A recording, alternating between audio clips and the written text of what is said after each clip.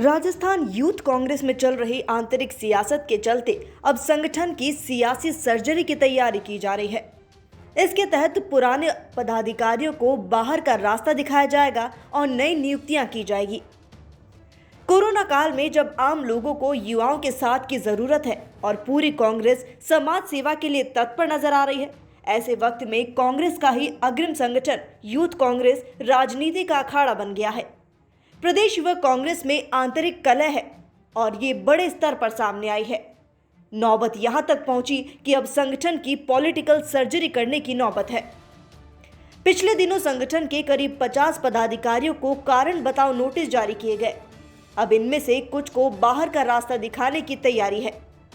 बताया जा रहा है कि ये पदाधिकारी लंबे समय से नए नेतृत्व को सहयोग नहीं कर रहे थे और ना ही इन्होंने संगठन के कार्यक्रमों में भागीदारी की और ना ही हर महीने होने वाली बैठकों में शामिल हुए।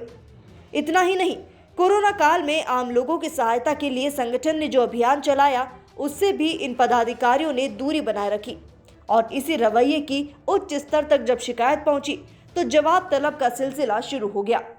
प्रदेश पदाधिकारियों से लेकर जिला स्तर तक के पदाधिकारियों को कारण बताओ नोटिस थमा दिया गया है। दरअसल पूरा बवाल प्रदेश में पिछले साल हुए सियासी संकट के बाद से खड़ा हुआ। सियासी संकट के दौरान पायलट खेमे का साथ देने वाले विधायक मुकेश भाकर को यूथ कांग्रेस प्रदेशाध्यक्ष पद से हटाकर गहलोत खेमे के विधायक गणेश घोगरा को कमान सौंपी गई। यूथ कांग्रेस में अब तक प्रदेश सचिव की भूमिका निभा रहे गणेश घोगरा का यूं रातों रात प्रदेशाध्यक्ष बन जाना चुनाव के जरिए संगठन में पदासीन हुए पदाधिकारियों को रास नहीं आया। नतीजा ये हुआ कि पदाधिकारियों ने नए अध्यक्ष की बात मानने से इनकार कर दिया। यूथ कांग्रेस के चुनाव पैनल के आधार पर लड़े गए।